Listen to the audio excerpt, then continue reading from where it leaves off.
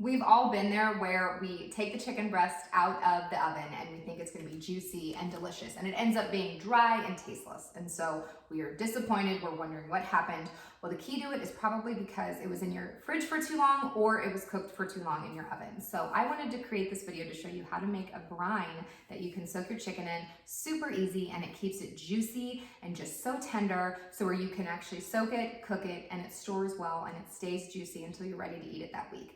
So when you hear brine, you might feel a little intimidated, but it is very easy. It is water, salt, and then some seasonings, and you let it soak in there for just a few hours before you cook it. So it's very easy.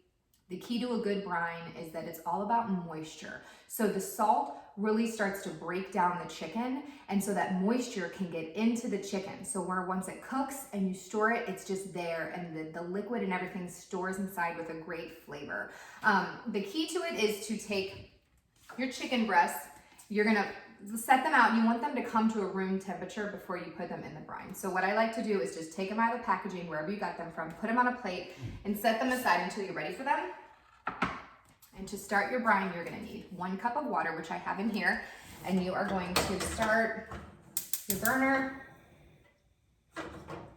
and then you're gonna take 1 cup of salt. So again, brine and even just marinating meat, it is all about either salt or sugar. This is what helps break down the meat to where, because meat can kind of be tough at the very beginning when it's cold. So that's another reason why you want it to be nice and like to a room temperature. This seems like so much salt, but I assure you we're gonna add some more water to it before we put it in there. But so I'll do 1 cup water, 1 cup salt. And then what you'll do here is you'll just stir it and start to let it really break down and become just a liquid, just a salty liquid. So just keep stirring until it starts to break down, and then it'll be ready for the seasonings. Okay, so it's starting to get to a nice spot to where the salt is starting to get really warm and it's starting to incorporate into the water.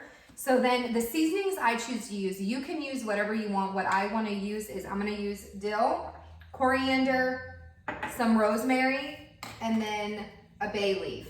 You guys can choose whatever you want. If you want to use just dill, rosemary, thyme, even just water and salt, and then season it really nicely before you put it into the oven, that works as well. But I like to hit my meat with like all kinds of seasonings that I can in this beginning phase, because then it really gets into the meat and that's what gives it that delicious flavor. So I'm gonna go ahead and put some dill in here. And depending on how many pieces of chicken you're gonna be making, that kind of depends on, that will dictate how much you put in there. So here, I usually range from like a teaspoon to a tablespoon, depending on how much chicken. I'm making 4 chicken breasts, so I'm probably gonna do like 1 teaspoon of each, and then 1 bay leaf.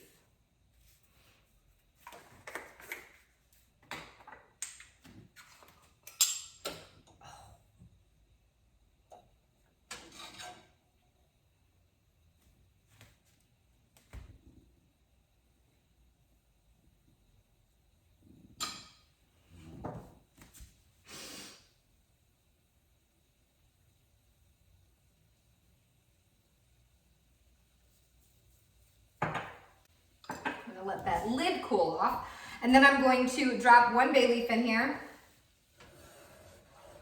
I'm just going to stir it all up. So it's going to start to bubble, and that's really what you want. You want it to boil kind of all together and make one nice liquid. And you're just going to keep stirring until it all incorporates together, because what you want this to be is just like one nice liquid that the chicken will soak in. And then you won't add the chicken to a hot liquid, so I'll show you how you can get it to a room temperature before you start to soak the chicken. So just keep stirring until it's in a good spot where everything's nice and dissolved. Now the rosemary and stuff won't completely dissolve, it'll be just part of the liquid, but just give it that time to like nicely soak and absorb those flavors. Okay, so it's getting to a really nice spot where I'm going to start to pour it in here. So the way that I can hit it to a room temperature pretty quickly but very carefully is I take a big glass bowl and I put about 5 to 6 cups of, on the colder side, water. It's really not that cold because you don't want to bust the bowl. But so you'll put that here, and then what you're going to do is carefully make sure the bowl does not shatter, because that's the key here too, is when you're mixing hot and cold, you want to make sure that the glass bowl that you're using can handle temps, so like ovens and microwaves, microwavable safe bowls are probably your best bet here. So anyway, so here is the liquid. And what I'm going to do is, so the salt may be at the bottom a little bit, and that's okay. Like, it doesn't have to be, the thing is that the chicken's just gonna soak in it. So it doesn't have to be this clear liquid. It just needs to have time to really cook together. So I'm going to slowly pour this in here. And you'll see this water. So I'm going to go ahead and just push that in. Okay. Set this and just stir it for a little bit. Make sure it gets all nice mixed up. So this is also a good way that you have more of this water, so then the seasonings and the salt and stuff will nicely stir into this whole big batch, because this is what you'll put your chicken breast in. So just make sure you stir it up all nicely here. And you want to make sure it's a nice temperature. So yeah, so this is a perfectly, it's like barely warm, and it's like almost already close to room temperature. So that is just the perfect temperature that you want it to be. So what you'll take these little chicken breasts in here. I don't know if you can see this. You'll take, there we go.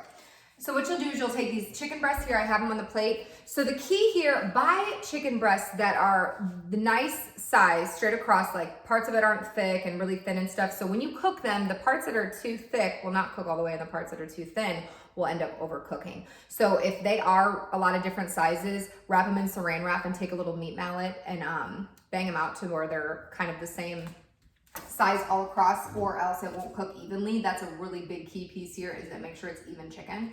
So you'll take this, you'll just set them into the brine.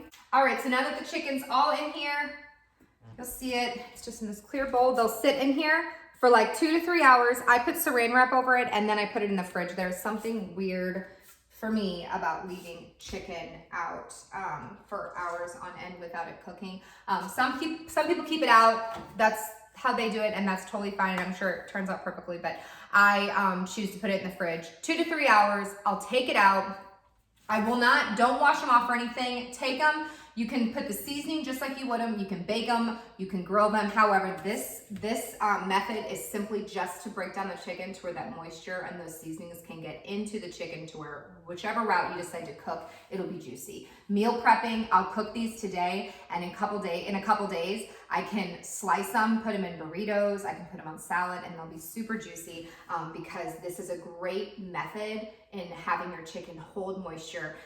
The salt will break it down to where it's nice and tender. So I recommend doing this if you're meal prepping. I recommend doing this if you're cooking it the day of. It just really gives your chicken that edge. So I hope you guys like it, and I hope this is helpful, and let me know what you guys think.